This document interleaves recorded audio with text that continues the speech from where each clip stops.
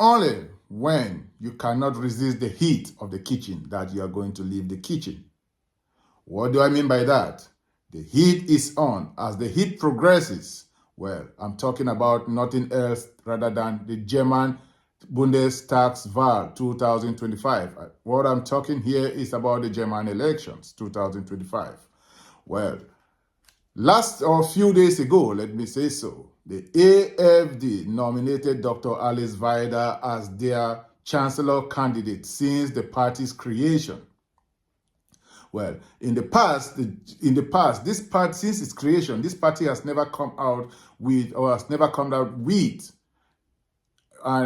chancellor candidate. But with the progress and with the momentum that this party has gained throughout since its creation, well, they have now come out with a chancellor candidate, because now opinion polls are showing that the party is now about 20 or 21%. I mean, in opinion polls, it's now having about 20 to 29%, 21%, which is the second which is somehow second after CDU. I mean, the second that is leading in opinion polls after CDU. Well, before I continue, good morning, good afternoon, good evening, wheresoever you are, please do accept warm greetings from this platform. I remain your one and only one, the game changer, the epitome of the mindset. Well, so as we all know, Dr. Alice Weidel has been nominated as the AfD party chancellor candidate. Well, thanks to, not really thanks to her, well, congratulations to her. And she said in her speech, or in her acceptance speech, one of the points that we got there is that she is going to do everything possible in order to save Germany. She's going to do everything possible for her to save Germany. This is the key thing. This is the key thing that from my own self I picked out of that speech. However, I would want you to listen to this report from the Velocity Network News Network. Just listen to this report from the Velocity Network. Yeah, so where they elaborated on what her plans are. Please listen to this report now, and I'll be back. So see you. Please go ahead now and listen to this report.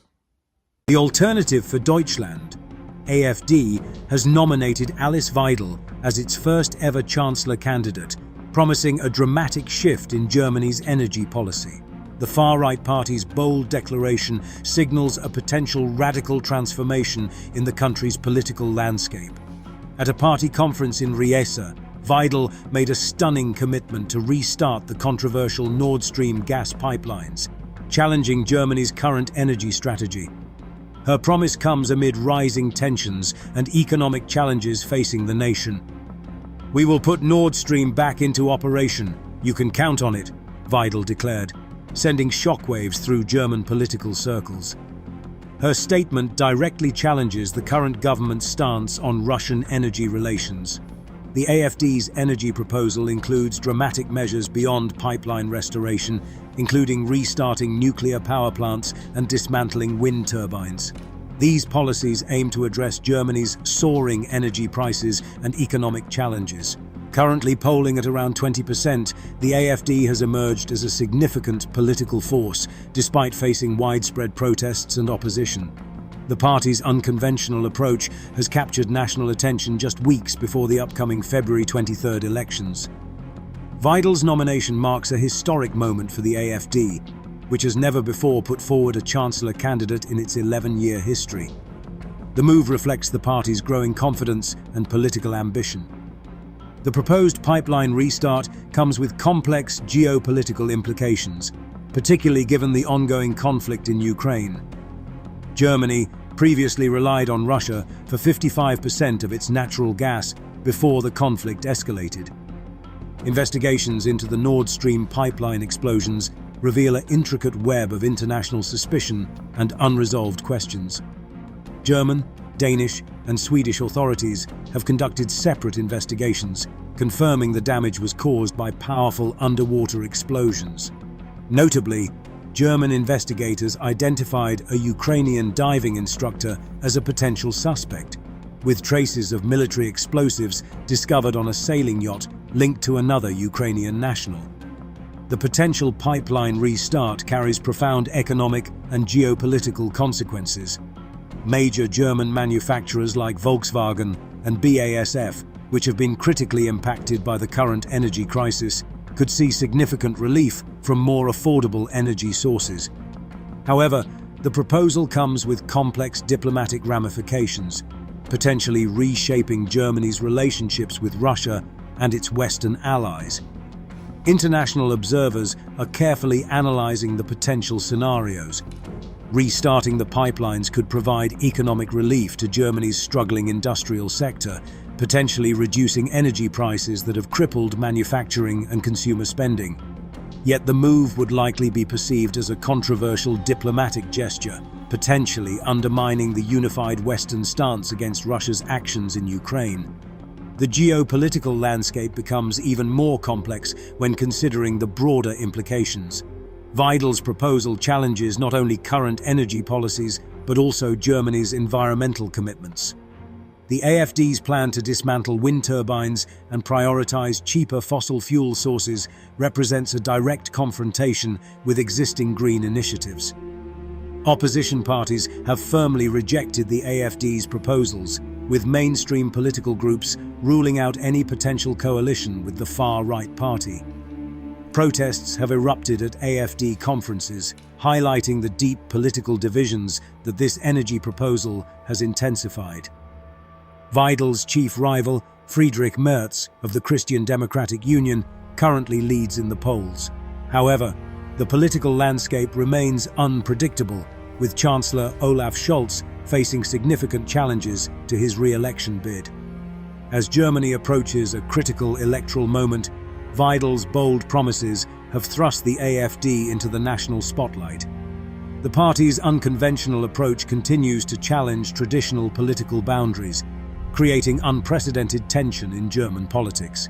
The upcoming election promises to be one of the most contentious in recent German history, with energy policy, economic challenges, and international relations hanging in the balance. Voters will ultimately decide the direction of Germany's political and economic future. You all have heard, she emphasizes particularly on energy. Energy, because that is what is killing the Germans for now. That is what is sending out a lot of companies, industries away from Germany. Yes, because of high energy prices. She also talked about lowering taxes and everything. And we all know that before the Russia-Ukraine war, Germany was acquiring, 55% of the natural gas that Germany was using was coming from Russia. But after the Russian-Ukraine war, a lot of sanctions being imposed on Russia, sanctions on energy, sanctions on this and that, every form of sanctions on the financial market, sanctions on the economy, every type of sanctions. And this did not only affect, I can say that barely affected Russia. It barely affected Russia because by so doing, you sanctioning Russia doesn't mean you have towards the West, doesn't mean you have sanctioned Russia against the Asians and Africa. The Asians have now opened their hands to Russia. Oh, come to us, let's do business. This barely affects Russia. Of course, in every war, there is always, both parties will always be the loser or the winner in one or two directions. But Europe in general, European Union in general has suffered the most and is still suffering the most in these sanctions against Russia. Look, just take, for instance, go and check the euro-dollar exchange. Who is winning? Who is this Russian war, the Russia-Ukraine war, who is it benefiting? Is it not benefiting the United States? Of course it's benefiting the United States, but that is what we are going to come with in our next video. Some of the things that Alice Weidel emphasizes on, she said she's going to reinstate the Nord Stream pipeline. She's going to reinstate. And you know, immediately after the Russian-Ukraine war, that pipeline was bombed. There was a large explosion that occurred in that Nord Stream pipeline, Nord Stream 2 pipeline. And investigations only among Europeans, or here in Europe, here in the European Union, investigations revealed that it was an explosion. But how was this explosion caused? Some claim that the explosion was as a result of some Ukrainians divers who went there, planted explosives there so as to cut off gas to Europe.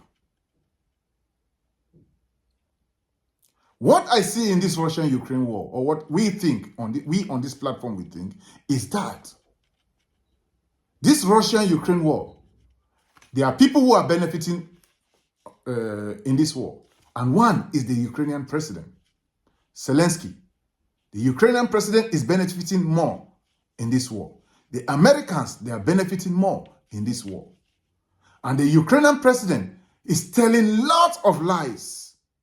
Lot of lies. He has told a lot of lies that he's now exchanging words with, like, for example, the Hungarian prime minister, as well as the leader of Slovakia.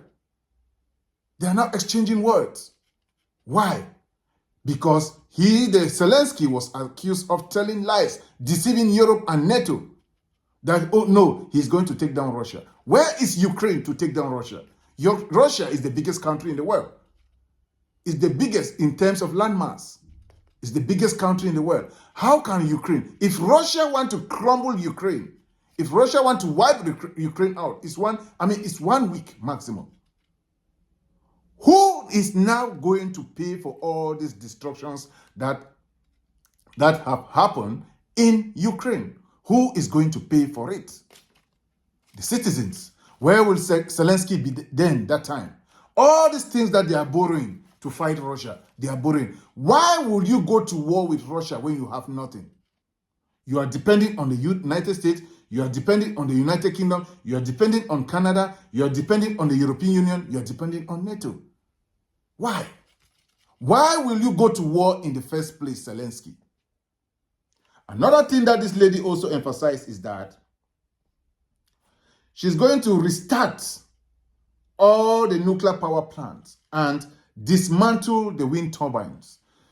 By so doing, she claimed, she mentioned that what she used to do her backup, to defend this statement was, she said, the nuclear plant, one nuclear plant, the energy that one nuclear plant can supply, even 20 to 30 turbines, is about 20 to 30 wind turbines that can supply that amount of energy. Which therefore means they are putting money more on wind turbines, whereby a single nuclear plant would have been able to supply what those 20 to 30 wind turbines, that amount of energy that 20 to 30 wind turbines could supply. That is why she talked about dismantling the wind turbines and reinstating the nuclear plant. We all know that year in, year out, the European Union has been singing a song of green energy, in quote. They have been talking a lot about, if I'm not really mistaken, climate change. Green energy, they have been talking a lot about this. They put away plastic from the market. You go to the shop and what you buy there, instead of seeing plastic spoons, perhaps when you have an occasion, you will instead see wooden spoons and wooden fork. How? Where? They say you take away plastics, you should take away CO2. They want to live in the green energy. Where in this world? Where in this world? We should stop deceiving ourselves. Okay, good. The Germans were able to break down or to switch off their nuclear plant. Did France do so the same? Of course, France did not do the same. Germany now is affording or is buying energy from France. Where is the burden going to? The burden is coming to us, the taxpayers. The burden is coming to the tax, is going back to the taxpayers. Other thing that Alice Weidel also emphasized there is, for anyone, for all those who think you can just come to Germany and get benefit without contributing to the economy, no, the time is over. The time is over. If you don't want to contribute to the economy, then you will be welcome to leave the country. Which is correct. Which is correct. We know that there are some people who are not able, but not everyone is not able to work. And not everyone is able to work. But some folks don't just want to work because of the benefit they are getting. The way the domain, let's try to look at it. How are CDUs, SPDs, the Greens, FDPs, how are they looking forward to this energy goal? Or this direction of the energy crisis? You are working, for example, you who is working, you are the one suffering. You who is working, you are the one who is getting poorer and poorer every day. Less like some folks who just sit in their homes. They are paying their rent. They are giving them social money, paying their healthcare and all those things. Of course, in order for these people to save Germany, they have to make drastic decisions. It's good that at times, it's good to save Germany. It's good to save your country. It's good to save where you are. And you have to make very, very difficult decisions. If the AfD can make these decisions and come up with something good for the Germans, I think it would be nice. Good. The SPD, they have ruled the country for a long time. CDU, they had the opportunity to rule Germany for a long time. Angela Merkel was there for 16 years. Before Angela Merkel, it was Gerhard Schröder, who stayed there for some time. Before Gerhard Schröder was late Helmut Kohl, who stayed there also for a long time. These were all CDU, SPD people. Why not give another party the chance? You can give the BSW the chance, you can give the AfD the chance, or you can give any other party the chance. Let's see how their politics is going to impact us, whether positively or is going to impact the Germans, whether positively or negatively. And will their policies and their governance be good for the country? That is the question we don't know. But from our own perspective, we think it's good to give chance to others, to see if they can come up with different ideologies that will be beneficial for the Germans and for everyone, as well as the country itself. At this point, I raise my comment. But you who is listening to this, and you have listened to all this comment from my side, you have listened to the to the update from the Velocity News. What do you think? Do you think it's now the right time for AfD to have the chance to rule Germany? Or do you think it's still the time, or it's not yet the time for AfD? Or do you think it's just good for CDU and SPD to continue their destruction? Drop us your comment in the comment section. Thank you so much for your time. As I already said before, please don't only watch the video and go. Like the video, drop us your comment, and also share the video. As you do so, may God bless you. Thank you, and see you in the next video. Take care. Bye.